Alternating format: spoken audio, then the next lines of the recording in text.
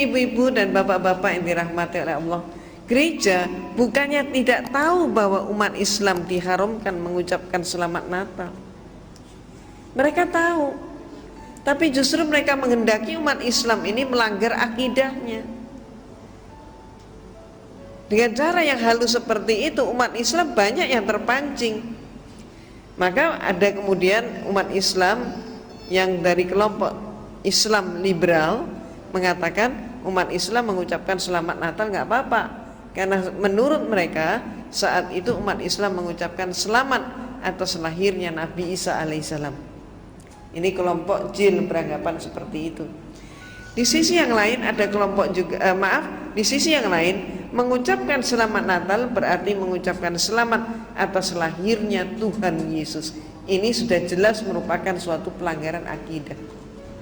Yang kedua, kalau sampai kemudian dikatakan bahwa tidak mengucapkan selamat atas lahirnya Yesus dengan kapasitas Tuhan, tapi dikatakan mengucapkan selamat atas lahirnya Nabi Isa, inilah merupakan suatu jebakan mereka, di mana gereja pun sekarang ini sudah mulai menggunakan istilah-istilah bukan lagi Natal, tapi dengan istilah Maulid Nabi Isa alaihissalam. Ini jebakan mereka. Maka apakah benar bahwa Nabi Isa itu lahirnya 25 Desember? Ini yang saya kupas dalam buku saya. Kita umat Islam mengetahui bahwa Rasulullah SAW lahirnya persis 12 Rabiul Awal. Maka kalau dikatakan 25 Desember kelahirannya Nabi Isa, apa betul seperti itu? Tahun kemarin di televisi kita, di salah satu stasiun televisi, sudah ada pendeta yang menerima pertanyaan, karena saat itu dialog interaktif, menerima pertanyaan, apa benar Yesus dilahirkan 25 Desember? Ternyata pendeta yang satu itu menjawab tidak.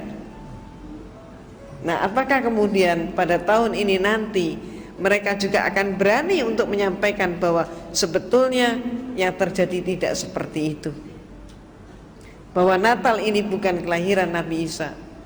Ibu-ibu dan bapak-bapak yang dirahmati oleh Allah, kita telaah dulu siapa yang sebenarnya lahir 25 Desember. Menurut buku yang saya tulis ini, jelas-jelas sekali dipaparkan bahwa yang diperingati tanggal 25 Desember itu adalah kelahirannya Dewa Matahari. Nah, mengapa Dewa Matahari kemudian dipakai sebagai peringatannya kelahirannya Nabi Isa yang oleh mereka disebut Yesus? Peristiwanya ketika rakyat Romawi masih beragama politisme paganisme. Hal ini berlangsung sampai abad keempat, di mana suatu bukti sejarah Kaisar Konstantin yang memimpin konsili Nizea yang diadakan di kota Nizea, maka disebut konsili Nizea. Konsili adalah konferensi atau bahasa lain muktamar. Ini bahasa Latin Romawi. Konsili Nizea yang diadakan pada tahun 325 Masehi melantik Yesus menjadi Tuhan.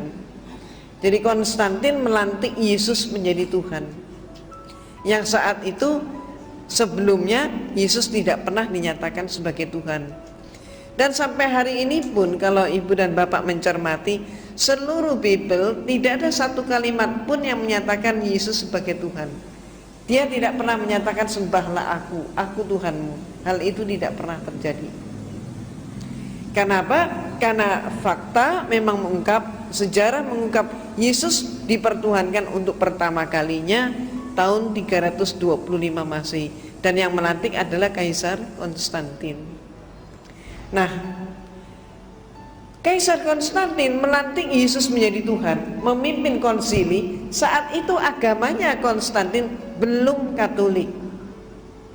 Jadi saat itu gereja masih ada satu saja, yaitu gereja Katolik. Belum pecah. Nanti pada abad pertengahan baru pecah, Katolik pecah menjadi Katolik dan Protestan. Jadi saat itu gereja yang ada hanya Katolik. Konstantin belum Katolik, dia masih politisme paganisme.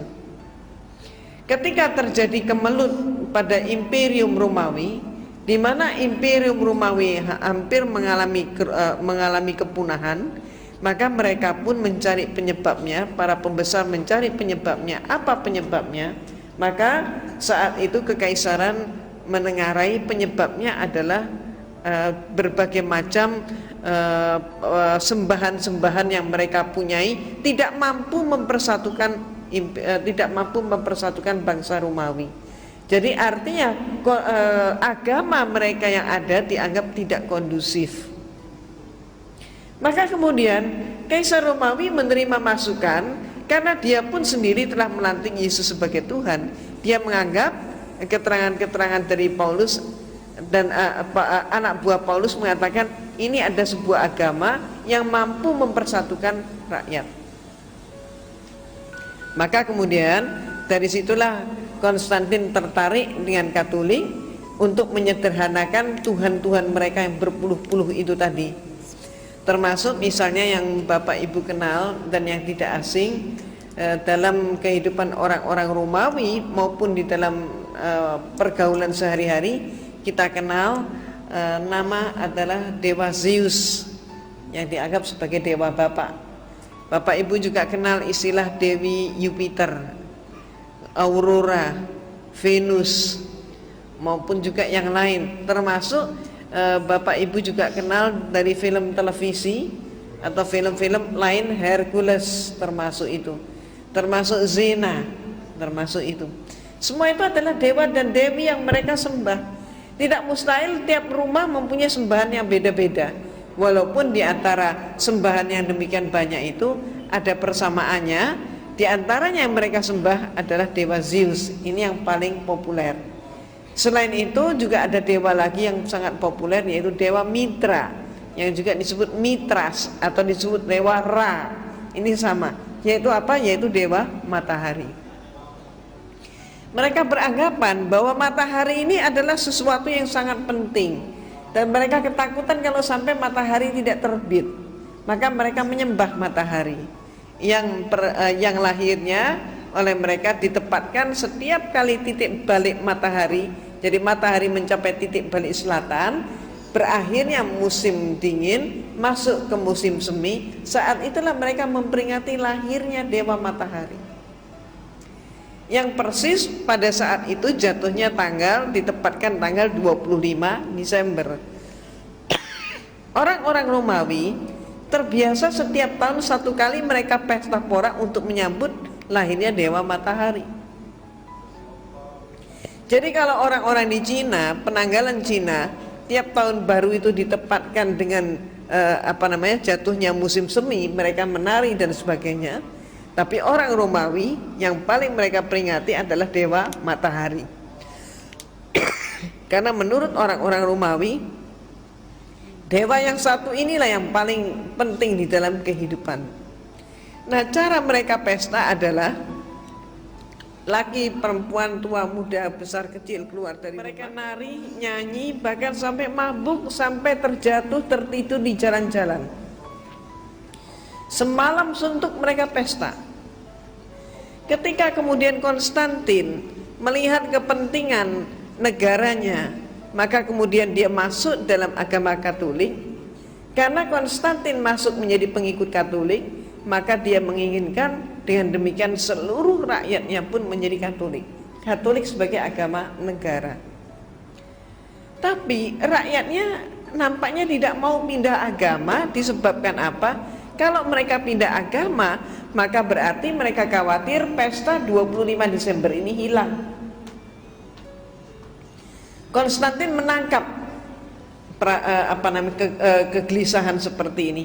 Maka cepatlah kemudian dia menyatakan, rakyatku, dia umumkan, pesta 25 Desember tidak akan hilang, justru akan dilestarikan. Karena Yesus lahirnya pada tanggal 25 Desember. Karena Yesus lahirnya 25 Desember menurut Konstantin, maka rakyatnya berpikir lebih jauh lagi.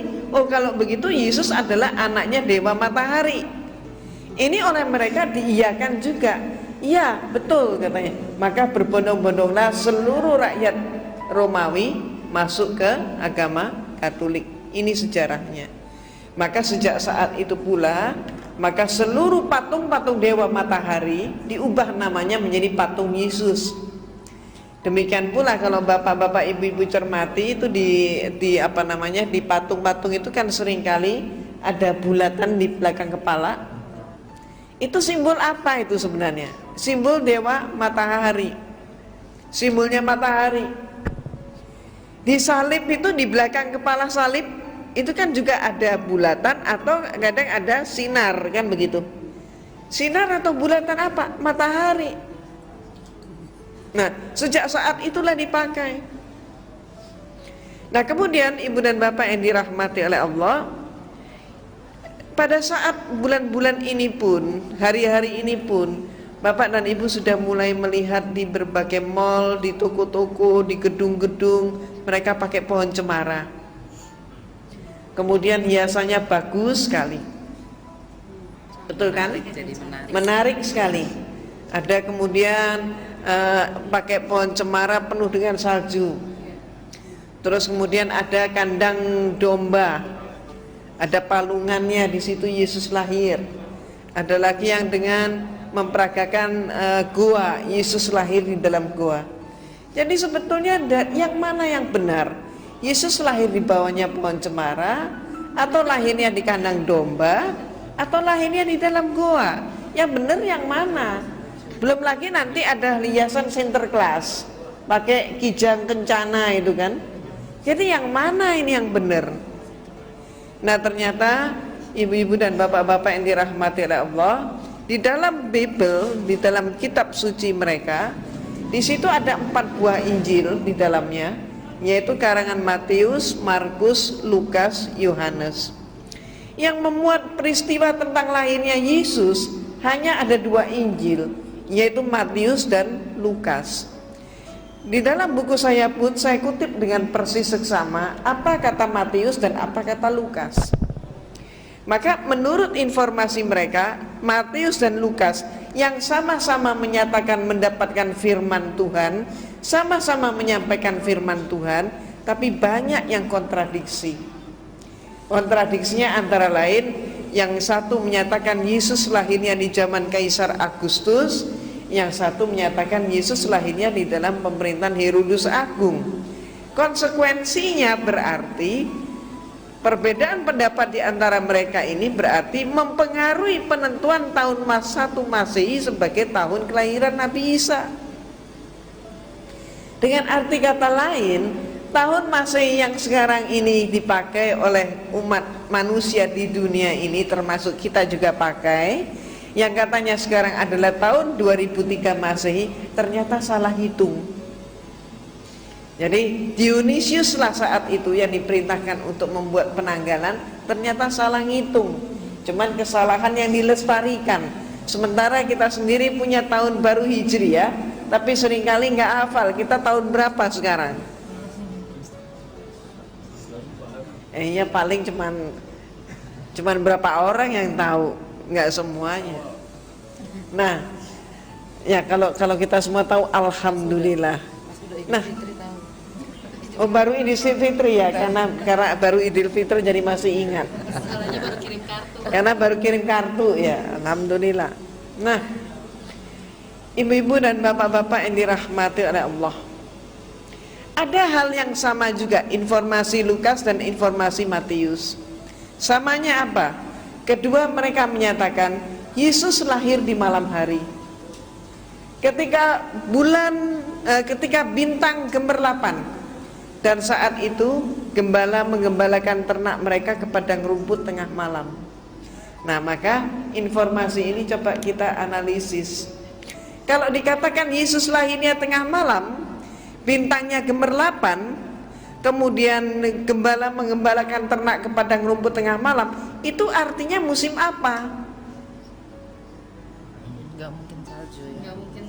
Nggak mungkin salju kan? Maka kalau tidak ada salju, kenyataannya mengapa semua hiasan yang ada memakai salju? Betul kan? Ya. Jadi kalau bintangnya gemerlapan, nggak mungkin salju turun. Itu pertama. Nah, yang kedua, dikatakan gembala menggembalakan ternak mereka ke padang rumput tengah malam katanya.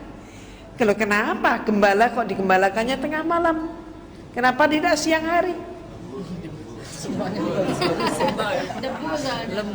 Lembur. Katanya lembur saat itu belum dikenal. Kenapa? Ya kalau mereka menggembalakannya di pagi hari, siang hari, mereka tidak tahan dengan apa? Sengatan matahari di musim panas. Maka mereka menggembalakannya justru di malam hari saat musim panas. Tapi kalau musim dingin menggembalakan di malam hari, beku mereka. Jadi berarti itu saat musim panas. Perhitungan peredaran bulan, waktu dan musim tidak mungkin saat itu terjadinya di dalam bulan Desember. Nah, sehingga pertanyaannya, siapa sebenarnya yang mereka peringati? Dan nantinya ketemu yang mereka peringati sesungguhnya adalah dewa matahari. Itu sebabnya maka kitab Yahudi mengatakan Yesus lahirnya di dalam bulan Elul.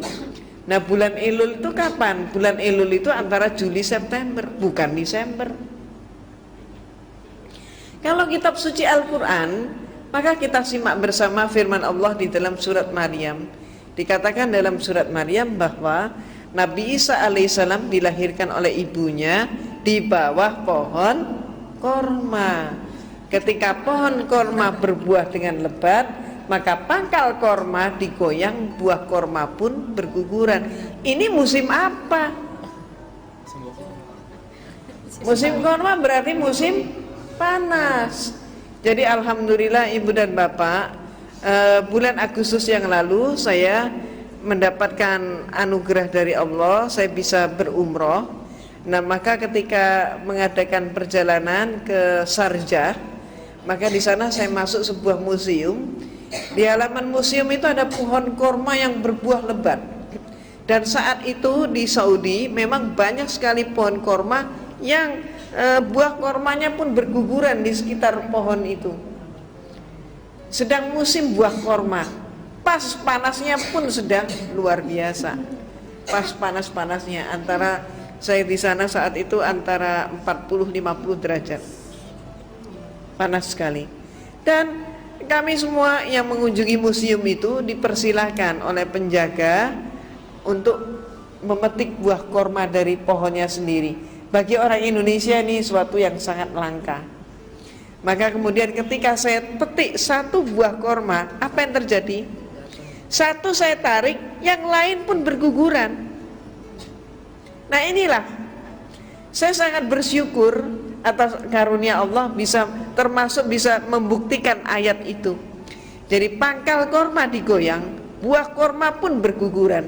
Padahal saat itu yang saya goyangkan, karena saya tarik adalah salah satu tangkai, ternyata semua yang lain pun ikut berguguran. Nah, ibu-ibu yang saya hormati, seluruh itu tadi jadi adalah musim panas. Dan jangan lupa seluruh Palestina, Yesus itu dilahirkan di sebuah desa yang namanya Bethlehem. Provinsinya adalah provinsi Galilea. Ini adalah bagian daripada Yudea. Yudea adalah bagian daripada yang disebut sekarang Palestina. Seluruh Palestina nggak ada pohon cemara bisa hidup. Dari dulu sampai hari ini nggak ada satupun pohon cemara. Yang ada seluruh Palestina itu pohon korma. Maka pertanyaannya, dari mana ini pohon cemara ini? Ternyata peristiwanya ketika Imperium Romawi sudah kuat kembali, mereka ingin meluaskan imperiumnya, ingin menjajah ke Jerman. Maka saat itu yang dikirim oleh Romawi ke Jerman bukan dikirim serdadu. Ini termasuk yang harus kita amati.